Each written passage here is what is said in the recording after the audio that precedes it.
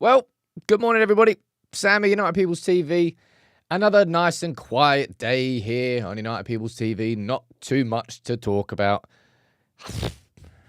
Honestly, could you imagine being manager of Manchester United? Like, you realise how exhausted we all get as fans speaking about our club. Imagine being in charge of it. Jeez. Or head coach, sorry. Anyway, we're going to speak through all the stuff that emerged yesterday. I haven't done a video on it. I'll do a video at lunchtime today because I do not think that Jamie Jackson in isolation, any article that he produces, is strong enough for me to do a video on. Just a personal opinion. But I'm going to cover everything that's been said on Marcus Rashford now, from Jamie Jackson, from Melissa Reddy from Sky Sports, from Mark Ogden from ESPN, a little bit from James Ducker in The Telegraph, and we can have a chat as a community this morning about Rashford.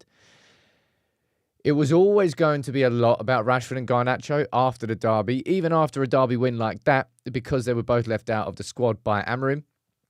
So we'll go and have a conversation this morning about it. We'll also speak about maybe one-year contract extension for Harry Maguire. Anthony will speak about, a lot on Rashford and a lot about the team leaks that are happening too. Yep, and I know I'm not allowed to do anything apart from cover United. I very much have realised that now. I've opened Pandora's box with United People's TV. Let's say hello to everyone. Shax, good morning to you. Do gifting 5 memberships. That's generous of you, man. Gungshi, good morning to you. Carl, Alex, Ant, you're there as well. Josh, you're there too. Lots and lots of you tuning in. We've got Elin, we've got Jack, Nero, Ryan, Aaron Knott. We've got JC. How you doing, buddy? Dan Briggs, Yusuf, and Akash. Teresa and Stephanie as well. Good morning to all of you. As always, please fire in your comments, your questions, interact with the show. If you can, drop a like on the video. It makes a big difference, and it only takes 2 seconds. Let's run through it. First thing I want to talk about is this. All right? You're damn right I'm still talking about Derby. We're going to be talking about this for a while. Anybody else watch Monday Night Football last night? There was just a really cool bit of commentary from Thierry Henry on the goal. And the reason I found it cool is because Thierry Henry is one of the best goal scorers, best finishers that the Premier League will ever see. Man, it will always nothing for me, in my opinion. Damn it, I've done it again. Anyway, will ever beat that rivalry that we had with Arsenal. That was the peak of the Premier League. Even for, of course, fans of other clubs will disagree. But I think that was the absolute pinnacle of the Premier League. I don't think it's ever been better, and I'm not sure it will ever get better than those 6 years where Arsenal and United went toe-to-toe. But Henry, in his analysis, the reason I found it cool was because, he's one of the best finishers. And for him he's basically saying, look, Ahmad at this point is looking at the ball, but as soon as it reaches about here, Ahmad's not looking at the ball. He's looking at where it lands to predict where he needs to get his foot in order to reach it. And you might say it's over-analysis, but I just thought it was cool. And Ahmad is absolutely rightly getting just the stripes for that touch. That looks like one of the Air Jordans. That looks like a little Ahmad silhouette, if I've ever seen one. Oh, wow, Mania, good morning to you. Gifting 20 memberships as well. That's one for each title. Very nice. I apologise to everyone, by the way, that all the gongs are gone right now. Partly the reason why that's the case is everything is directly linked into the internet. And because I moved house, all the IPs have changed for everything that's linked to every button. It's just a complicated setup, and I've got nowhere near getting it resolved yet. But anyway, if you haven't checked it out, go and have a look at that analysis from Henry and Carragher, who, by the way, cannot get his leg up the same height as Ahmed. It's a nice try. She looks like an angry dude trying to kick a door down. It's better than I could do, so I can't really laugh at it too much. Rob, it is cool. That bad boy. Stan Chow.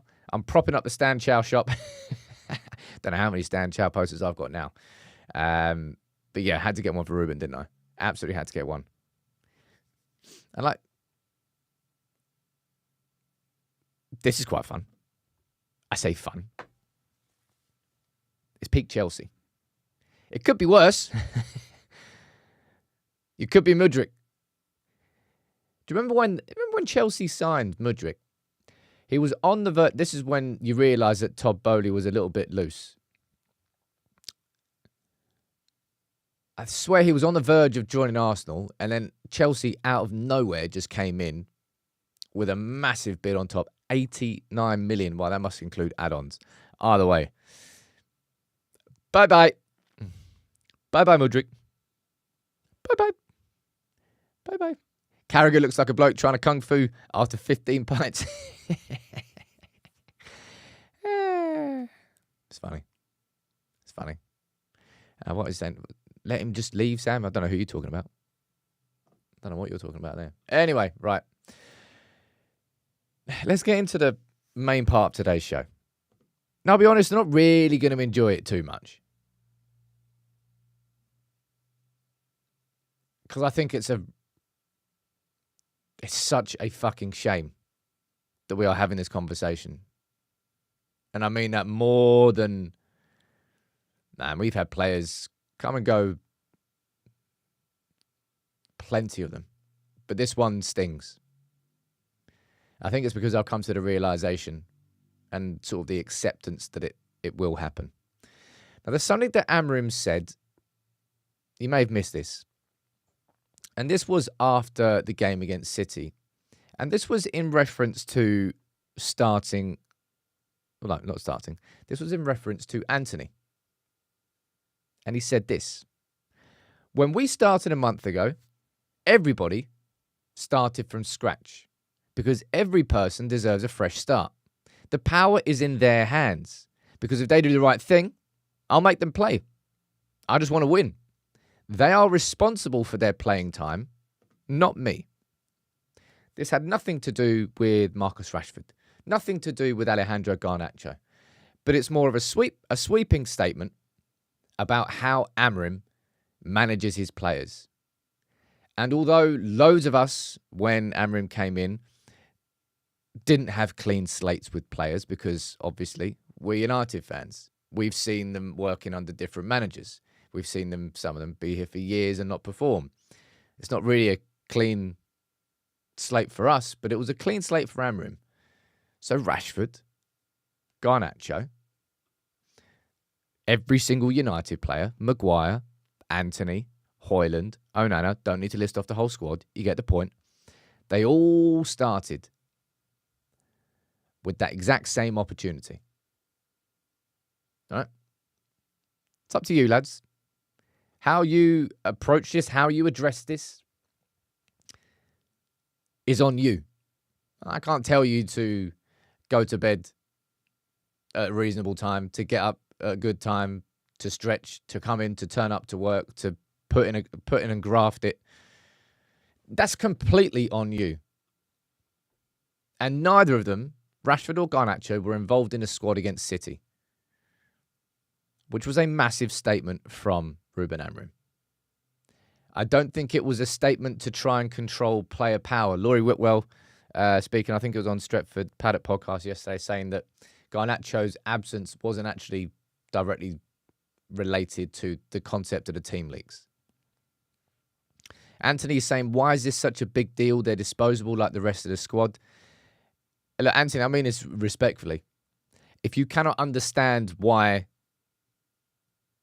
Marcus Rashford potentially being sold isn't a bigger deal than the overwhelming majority of that squad, then I don't particularly think you understand United. Rashford is somebody who, look, and there have been plenty more academy players underneath him.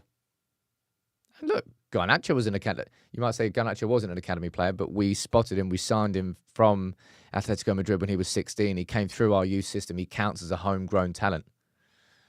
And he won the FA Youth Cup with us. So, yeah, you're damn right I'm going to say that Garnacho is a United Academy player. But everything that's happened yesterday now,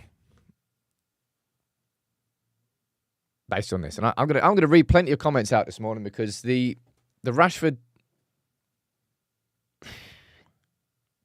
stuff among some fans is nuts. He isn't special. Come on, Sam. Sentimental. Am I being sentimental over Rashford?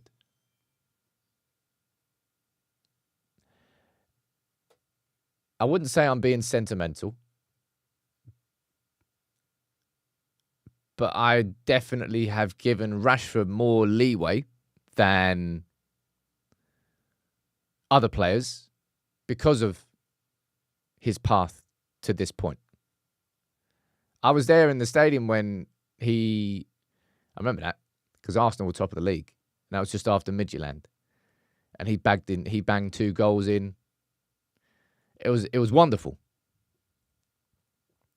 Now, this is coming from Jamie Jackson yesterday. As I said, the fact that I didn't do a video on this straight away, I could have done a video on this straight away. But it felt like a stretch that it was coming from Jamie Jackson. And the suggestion is this, right? Manchester United views sidelining Marcus Rashford as key to a cultural reboot. He's been marginalised. I'm not registering to The Guardian. Go away. 1 second there. Let me just quickly register. There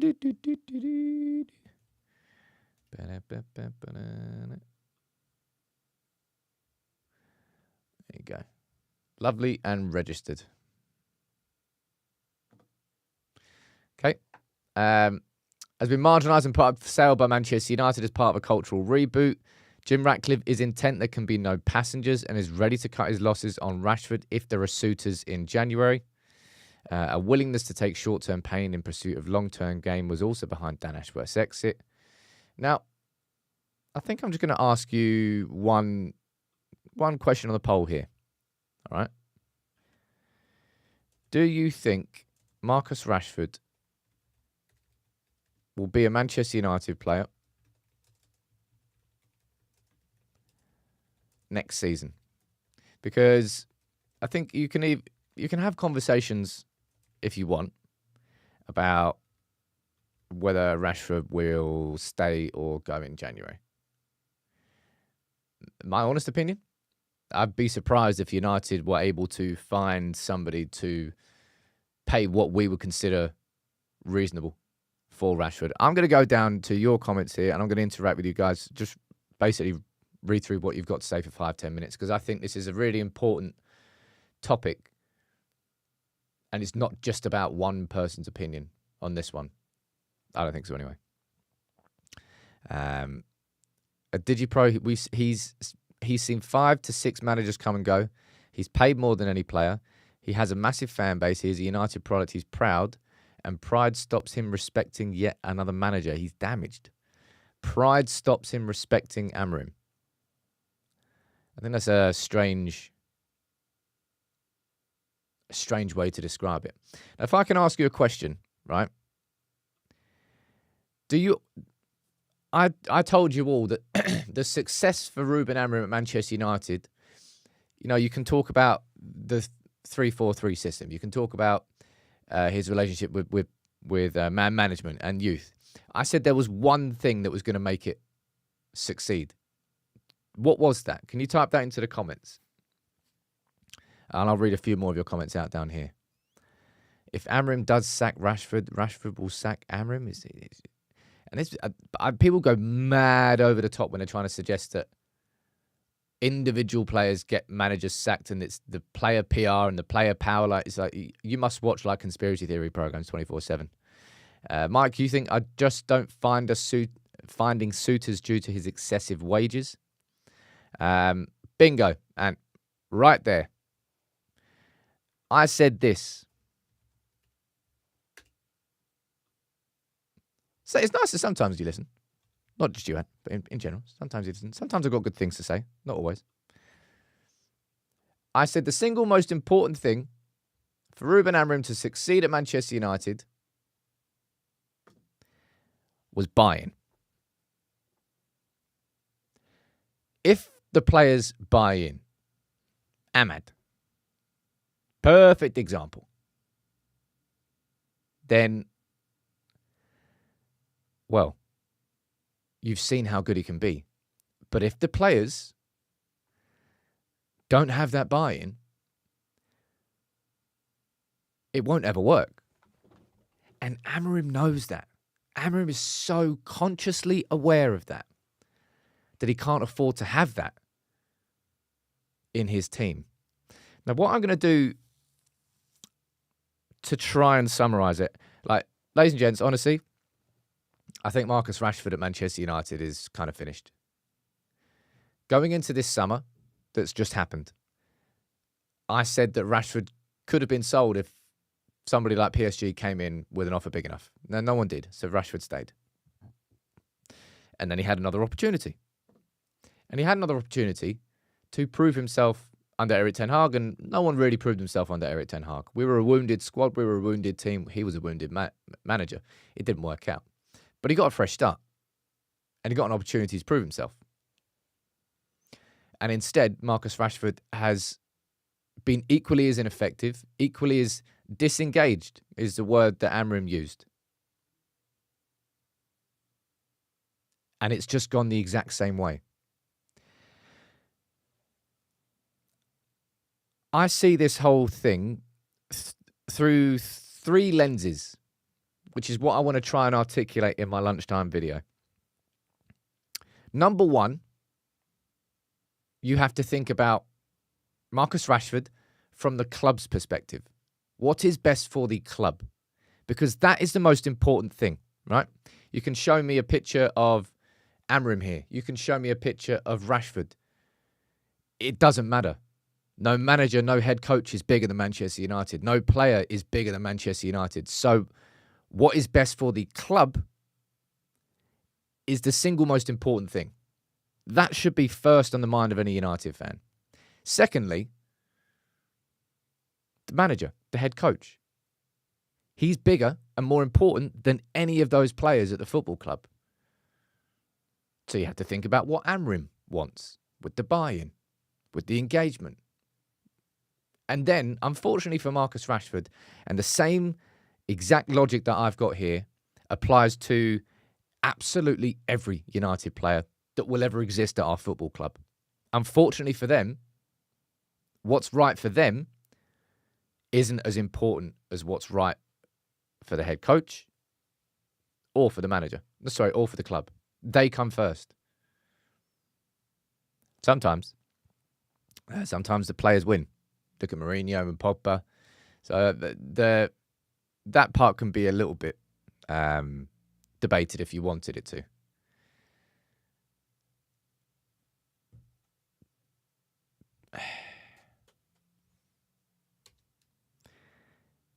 I think maybe if our club wasn't so skint, maybe Ineos would be prepared to give him another opportunity. But at a time when Ineos are doing everything they possibly can just to increase the bottom line, and they don't give a crap if they piss United fans off. They've raised ticket prices, all for a measly, probably a couple of million across the course of the season. That's how desperate they are for money. And at a time when they're making people redundant, and Amorim said this himself, when the club is making all these staff redundant who have been here for a long time, you as a player, you have to be held to those same standards. And when it comes to dispensable United players, from a financial perspective, Casemiro is the highest earner at our football club. And that can't be the case. And Marcus Rashford is second. Right, let me see what you're saying down here. And you're saying it's best for us and Rashford to part ways. Yeah, honestly, I think if you're really objective about this all, and that's what I'm going to try and do my hardest in the lunchtime video, right? I'm going to try and be objective. Try and strip my opinion back and try and just present the facts, because I think it's important. You can easily get bogged down into the emotive side of things, which I think we all do. Of course we do, as fans. But I'm going to try and not do that. Mike's saying we're desperate for cash. Yeah, we are.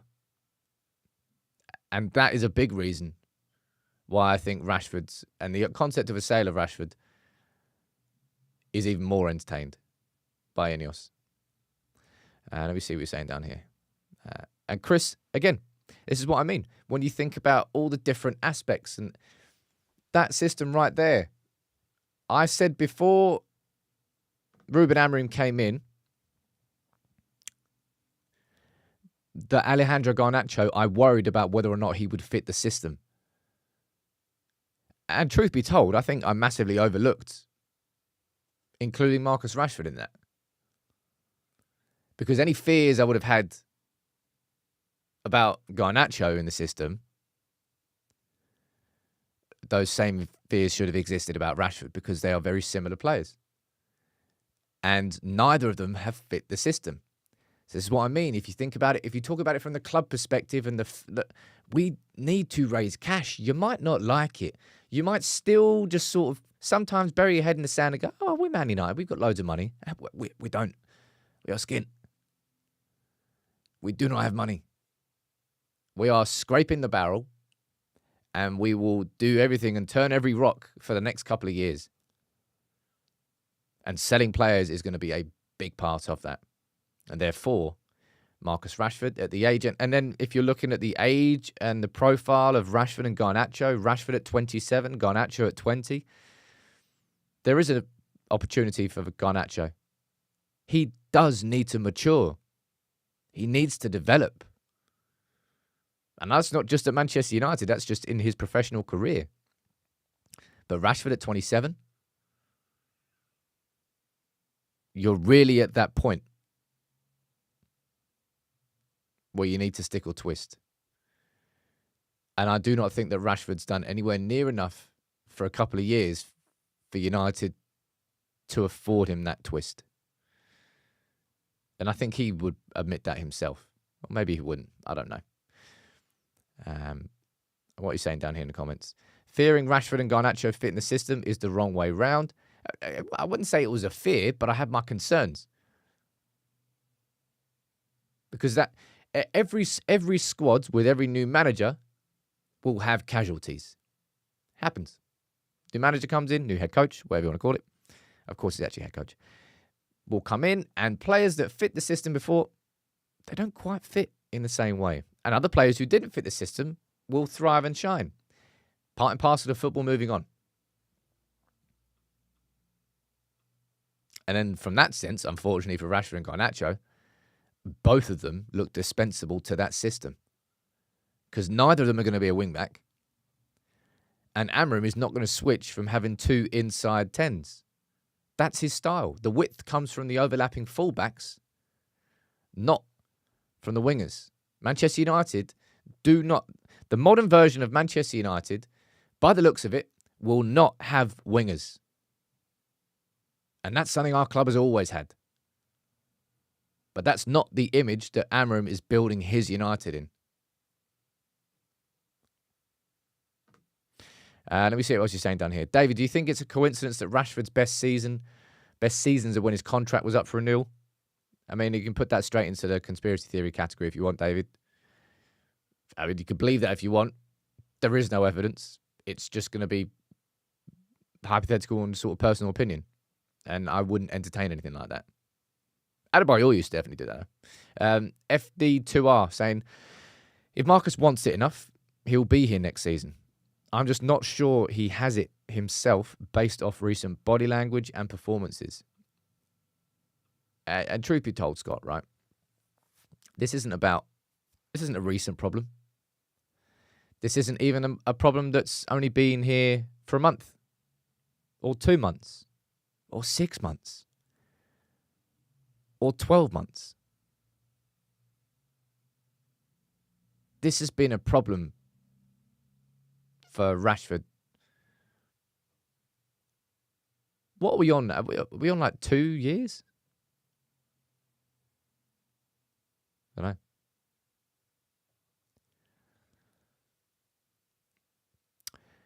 If I can ask you a question, right, in the comments. How much do you think the Belfast situation changed fan opinion of Rashford? How important do you think that was in this sort of switching up of the relationship between a lot of United fans and how they looked at Rashford? Because it wasn't as if that Belfast situation prior to that, he was in great form, and then the Belfast situation happened, and then he was in bad form. He was in bad form for a long ass time, and then the Belfast situation happened and it compounded it. To me, it really felt like after Belfast, a lot of fans who were kind of sitting on the fence went straight on the other side, and Rashford lost a lot of respect from a lot of fans who kind of gave him leeway, gave him a bit, just I don't know, a bit more opportunity. I don't know the right way to describe it, but for me, it really feels that Belfast situation was a turning point. And that, for me, was, it was a complete choice. In the modern age, you know full well you can't go out as a football player without someone taking a video, someone taking a photo. I'm going to go down and see what you think about this.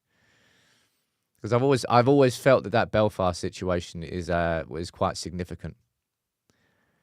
It's not a conspiracy, Sam. He played his heart out for that contract. You can think what you want about that. Do I think that Rashford just played his heart out to get the contract, and as soon as he got his contract, he put his feet up?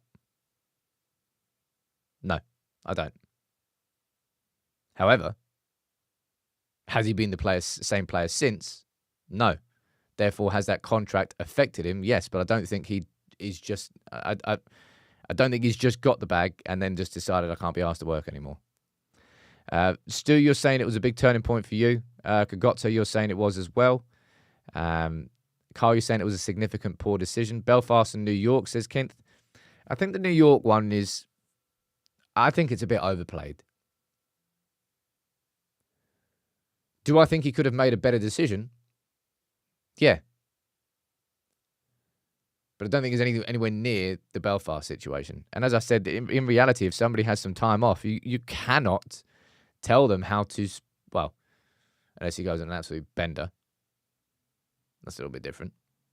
But literally going to New York to sit there and watch a game of basketball, what the fuck is wrong with that? I think that was just a bit, I felt like it was a bit odd that people went as far overboard in that as they did. Pablo, you don't think that the Belfast situation affected it much? It was already low at that point and it hasn't improved. And you're saying not much. I can tolerate a player living life and making mistakes if they learn and improve. To a certain degree, yes, but we had already gone quite far down that line by the time the Belfast happened. Again, maybe I'm overanalyzing that Belfast situation. But for me, it was quite an important turning point. I'm going to keep reading some more of your comments out down here. I think that, and this is a big part of it all. Like, I've said this quite a few times now, and I'll say it again now. Say Marcus Rashford and Garnacho come back into the starting 11 against Spurs, right? And Rashford scores 2. The reaction from a lot of United fans will be, well, there you go. Why haven't you been doing that before? Where's that been? Some United fans will be delighted and happy that Rashford's back and scoring a couple of goals. But some United fans will say, well, do that every week. And then if we go to Bournemouth the week after and he scores 2 again, then it'll be like, well, there you go. You've done it two times in a row. Where have you been all season? Why have you not been doing that? And it'll be, instead of praise, it'll be sort of critiquing in a roundabout way. Backhanded compliment, if you want to call it that. And then in the next game, if you don't score 1 or 2 goals, there you go. He's back. There he is. Done. And Rashford's at that point in a relationship with a lot of United fans where if he performs in the way he should, well, there you go. Yeah, you should be doing that. And if he doesn't, you get ripped apart from it straight away. It just feels like it's reached that point with the fan base. And we've kind of reached that point as a football club where everything points towards Rashford leaving being what is best for Rashford, the club, Amorim, and everybody involved. Because the mental thought, like we talk about how Harry Maguire has overcome adversity at this football club, right? And I've given him a hell of a lot of grief. I'd still stand by the fact that the grief that I gave Harry Maguire was professional. I talked about his performances as a football player, as a Manchester United captain, and how under par they were. But Maguire came back through all of that. And Rashford would have to show resilience on to another level to be able to come through this. I'm going to go down and read. There's a few super chats there, and then I'll read some more of your comments. JC, I can see you gifted 10 memberships, dude, as well. And Royston the Boyston. That's a 10 out of 10 name. Royster59. Anybody else remember Game Radio from GTA 3? Game Radio. That was always my radio station. Anyway, Sam Harrison. It seems like Rashford is like that guy at work who is really good at his job because he's been there for a while, but tired of showing up every day. And I think that's kind of partly what Amorim was speaking about when he's talking about engagement. Engagement with teammates, engagement maybe with Amorim, engagement with the training. Rashford has looked disengaged for a long time. How long has it been since we all felt that Rashford was sort of happy on the pitch? It feels like a distant memory. There may have been flashes, but geez, nothing that lasted too long. Captain T1 saying, people forget Rashford was promoted due to injuries and squad depth by Van Gaal and got caught up with the mediocre United. Ghana is going down the same route. That's one thing that I do not like, right? Is this idea that Marcus Rashford will become the poster boy of everything that's wrong with this football club right now. And if we get rid of Rashford, then everything will be resolved. I think that's a fucking stretch. And I think that's unfair. Do I think that Rashford is a problem? Yes. Do I think that Rashford is the problem? Hell no. Problems at our football club go way deeper than that. So I think that's unfair to try and stretch it into something as big as that. Rex, you're saying, does the press not remember that Casemiro went to the same New York game as Rashford? He has been playing just as bad. Where's the outrage? I don't think people care enough about Casemiro. And again, this is part and parcel of what Rashford wanted. That contract. He wanted that contract. You do not get paid £300,000 a week at any football club and expect to be able to exist in the shadows. You just can't. If you want to be that player, that's fine. You can be that player. Give the contract back. Go back down to 100 grand a week. And the noise will probably mute a little bit. And Damien is kind of as you're describing there. Rashford is the poster boy. People might laugh about that. But the top earners at your football club are the poster boys. The top earners at your football club are supposed to be the top providers. Salah at Liverpool. Cole Palmer at Chelsea? I think he's a top earner. Let me see what you're saying in the poll, right? So we've got 1,600 votes in. Thank you very much for everyone engaging in this. I tell you, I do not take any pleasure in these conversations. I do think these are conversations that need to be had, though. 1,600 votes are in, and 78% of you do not think that Marcus Rashford will be a United player next season.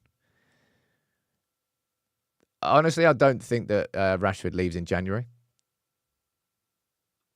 I don't think it's impossible. I don't think the club would be completely against it.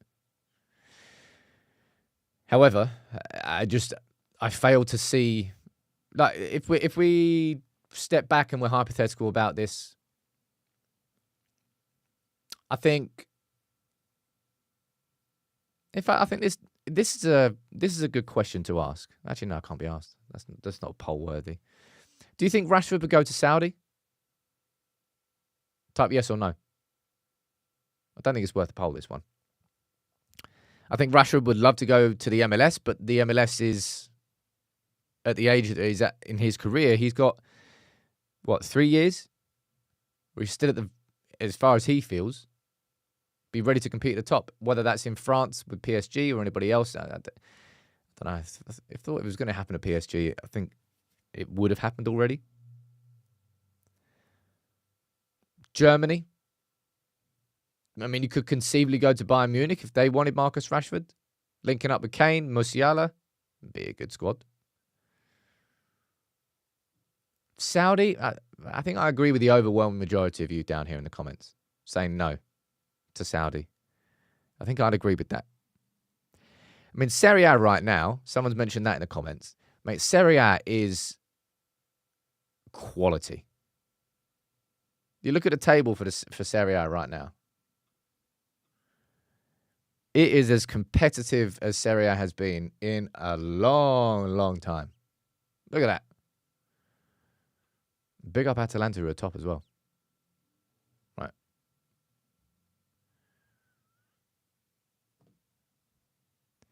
You've got 6 points between 5th and 1st. Atalanta top. Napoli just 2 points behind. Inter, who I think won the title last year with a game in hand. Serie A, I don't know, if I was Marcus Rashford, I would definitely be looking at Italy as a place you could go. You could go. You've got Milan, you've got Rome, plenty, or Atalanta, which could be fun. And Gasparini's got a job there. I want McTominay to win the title, so Napoli win, but it would be cool as hell if Atalanta won. I'm not sure they've ever actually won a title. I'm going to try and my best to sort of articulate everything that I may have waffled about in this live show. Someone's saying be the best, be the main man at Juve. He could go to Napoli or Inter. I think on paper, Italy looks like it will be a cool option because there's some real strength and quality in those teams there. Again, financially, I don't know how much Italian teams can actually afford, though. Right? I really, really don't. I'm going to go back and read some more of your comments. Straight swap for Kvaratskhelia? Kvara, I'm just going to call him that. That's the sort of inside forward that we need. Marcus Rashford and Garnacho's strengths, when they're on their game, are to receive the ball close to the touchline and with pace and power run at a defender. Maybe skip past him. But Kvara is... We're not going to get him, by the way. He's going to be like 100 north. Easily. You're allowed to have multiple simultaneous feelings about Rashford and Garnacho. Of course you can. In the same way that... You know how people try to say, like, oh, you're either a manager in or you're a manager out. It's like...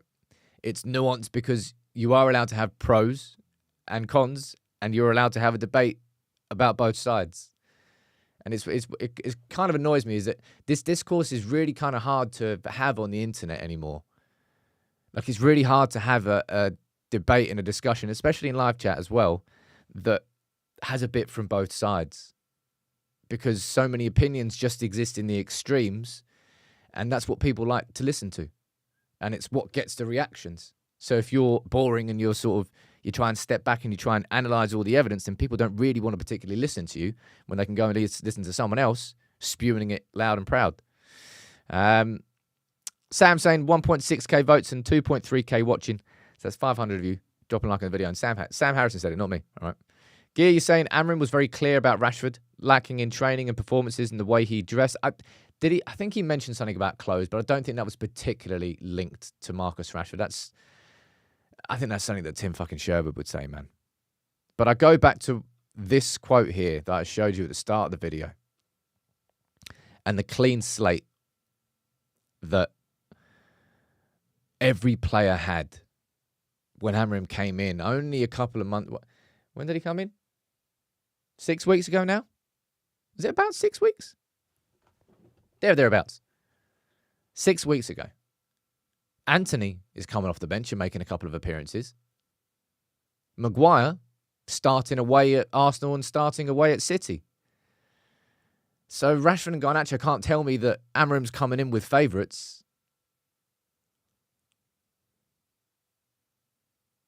Amorim gave everybody an opportunity. And the only truth that we have, real truth, is that neither of these two lads took advantage of their opportunity to the point where they were both dropped entirely from the squad against City. And you know what is kind of equally, I think, as important as that is not only were they dropped from the squad to face City, they were both asked to train at Carrington on their own on Sunday morning. So that was a message. We're all of us are here together playing away at City, whilst you are doing shuttle runs at Carrington.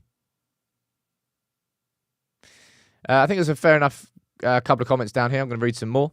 Is this the only thing on your agenda today? It seems like you're not talking about anything else. Like, dude, I've got other things I can talk about. I can speak about the leaks, but this is the biggest conversation and talking point, and this is something that I think is worthy of a half an hour, 40-minute chat as a community. As you've seen, there's so many different. It's not that there's so many different opinions, because I did the poll earlier. 80% of you. 80% of you felt that Rashford's going to be leaving. So I wouldn't say that the opinions are actually too different, but it's just like how you reach that opinion, your overall feelings, how much you're willing to sort of push them out the door. I don't really know. Aaron saying, imagine being on 300k a week and being dropped. It tells you everything you need to know. And then, okay, let's finish with this then. What's different for Garnacho? How does your feelings and opinions differ with Rashford and Garnacho? Do you see, I mean, the overall concept is that United see Garnacho at the age that he is. He has the ability to be developed and to mature and to become the player maybe that Amorim wants. But then you step back and I say what I've said before. I would still have the same concerns about Garnacho's suitability to the Amorim system. I'm not sure that any sort of maturity and development would change that fact. I'd still have I'd always have tactical concerns about whether Garnacho would fit. Let me see what you're saying down here. And you're saying I could see Garnacho being loaned out to prove or improve. Jonathan is saying, who's the leaker? I'll speak about the leaker stories here. Again, I just feel like it's like, fucking hell, man. People have been leaking starting 11s from our football club for like way gone a decade now. So it's got sweet FA to do with just one individual. It's like it is a systemic problem. Maybe it's just, I don't know. Is there a chef there? I don't know. I don't even think it'll be down to one individual, if I'm going to be completely honest. Aaron is saying Garnacho works harder on the pitch. Tio is thinking you love Garnacho. You say he's got a confidence problem. FDR Scott saying Garnacho not posting about the Derby win rubbed me up the wrong way. And truth be told with that, man, Garnacho was just, I would say, just stay off social media. And he did. Because that's been a bit of a problem. We've seen it quite a few times at Garnacho. And I don't think a lot of it isn't malicious, but it's kind of like he's accidentally liking tweets that sometimes aren't good towards a manager or sometimes aren't good towards players. But you're straight on the phone and on the blower as soon as the game is finished. You're in the dressing room. You shouldn't be anywhere near your phone. You should be speaking to teammates. You should be assessing the game. You should be talking as a football team. But it goes straight back into what other people outside of my environment, which really don't fucking affect me, if I'm being completely honest. What Trevor 37 is saying in Indonesia is not really going to change my ability to play next week. Speaking to these players and this manager, this is my working environment. That should be the focus. But that's part and parcel of, that's a modern footballer, right? Where what everyone else is saying outside of the four walls is sometimes considered more important than what's being said inside of the four walls. There's a reason why Fergie banned our football club from having a Twitter account. And Ross is saying, why wasn't Garnacho on the socials to congratulate the team? As I said, Garnacho would have been advised just to stay off social media. And he stayed off social media. And I can understand why he was advised that. Sorry, anybody called Trevor who lives in Indonesia. I ain't got anything against Trevors in Indonesia, all right? Look, to sort of take the conversation forward here, unfortunately, it's just like I said at the start of the show, like, you know how exhausted we all get as United fans with all the EastEnders level soap opera and drama. Imagine being the manager. Imagine being the head coach. Well, you've got that system.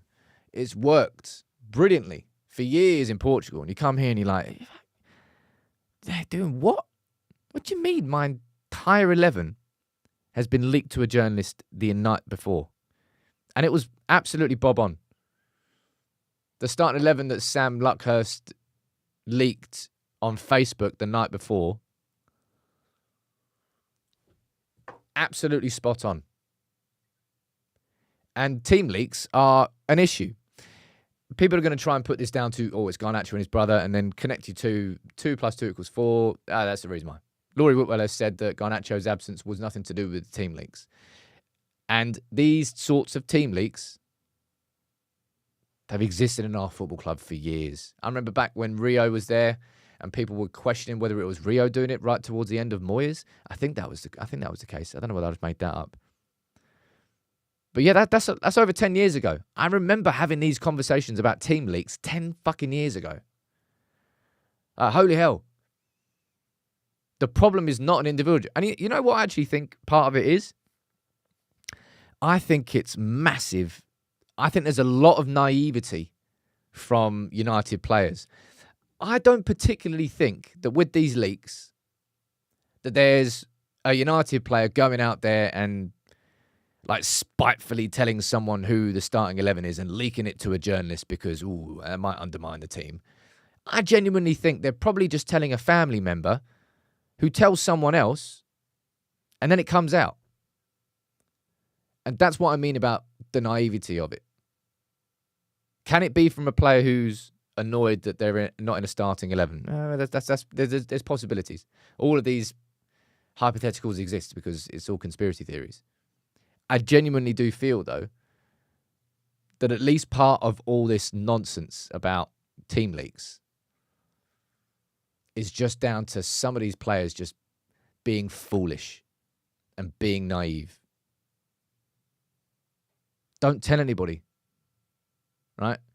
Keep your lips shut. Is it that fucking hard? Like, seriously, if I can't trust you to not tell anybody what the starting 11 is, how the hell can I trust you on the pitch? That's what I would probably be saying to Ruben Amorim. But then again, it might not even be the ones that are on the pitch. It might be someone else. It's just, if you can't trust your squad of players, like, your squad's your army, man. Your squad is your gang. You go there every single day. You train with each other. Like, fuck everyone else. Like, that's your unit. Don't undermine your unit. And you might say I'm going OTT on this, but it's all just part and parcel of it. It's just it's another example of United not being United. And I'm sure I don't care about other clubs. I really don't care about other clubs. But I've no idea if other clubs suffer from team leaks in the same way that United suffer from team leaks. I imagine they probably do. And Daz, whether you call it sabotaging your own team, it's certainly not going to fucking help your team, all right? Your team is not going to perform better the next day if the starting 11 gets leaked the night before. Yeah, I'm swearing a lot today. It's just because I'm not even allowed to enjoy a full week of the glory of a City win because you're dragged back down into the trenches and you're swinging like that and you're talking about team leaks. And it's frustrating, man. I think that's what it is. It's just frustration. Rex, you're saying leaks means someone in the team doesn't respect the manager. There is a serious problem with player culture at United. Which other clubs has leaks? And Rex, I'm telling you, like, maybe it is down to respect. Maybe it is down partly to a lack of respect. Or it's down to a naivety, as I said. There's a whole host of contributing factors. But if every single one of these players tattooed this on their forehead, look a bit weird, probably shouldn't do that. But if they genuinely bought into the project, what if I told you can win the Premier League title with Manchester United colours in 2028?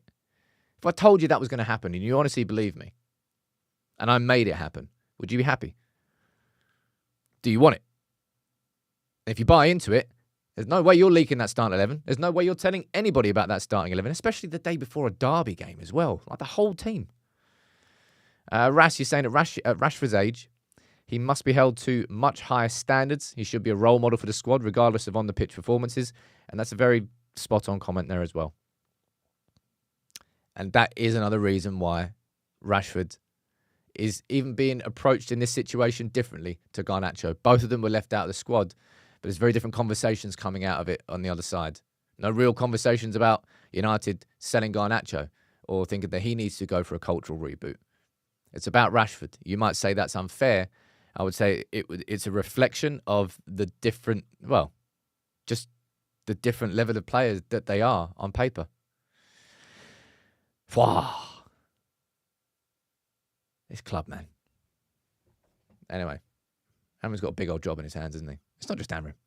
Let me see what else he's saying down there. Sam, tomorrow we're only talking about the City game with the Ahmad's goal. Jamie Carragher's still trying to stretch his hamstring out after that. Why couldn't they put it in the contract if they can't leak or they're fined millions? Because then you'd have... Could you imagine that? You try to fine a player millions for leaking a team sheet. They deny it, and then you end up taking your own players to the courts, and it would get even worse. It would get even worse. Do I think that Manu will be 100% under Ruben Amorim? I'll tell you what, I watched... First, hands in the air, right? I already said this. I was so hungover on Sunday.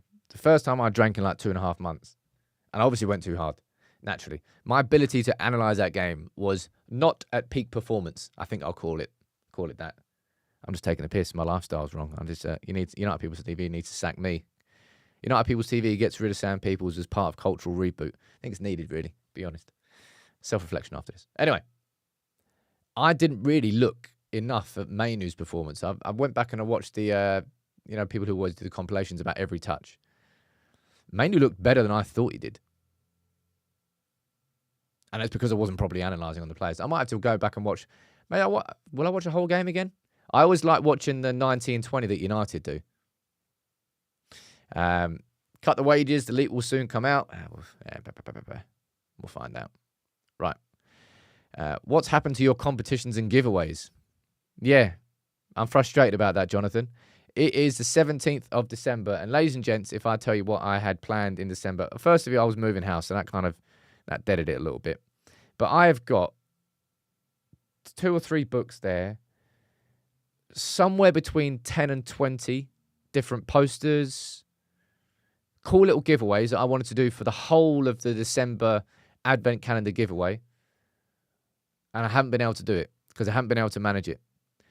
Now, big up to, you know who you are, who's going to be coming on board, hopefully as like a bit of a community leader, because United People's TV is missing this, right? I love what we've done. I love what we've built, but I've built this community to a point where I can't manage it on my own. And that's why stuff like the giveaways, the loyalty point system, they all need some real focus from someone. And that's going to be changing very, very soon. Yeah, and that's why. So I'm probably going to do... We're just going to have like a January giveaway. Like Christmas will be done, but then I'll be doing tons of giveaways here in January. Be more fun. All right. I'm going to... Look, my lunchtime video is understandably going to be on Marcus Rashford.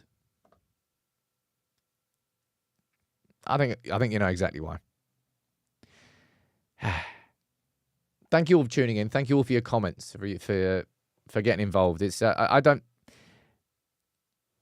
If anybody sort of revels and like sort of rubs their hands together and is happy that Rashford's going, it's like, oh, you boot him out the door. It's like, oh, piss off, man. Genuinely, just piss off.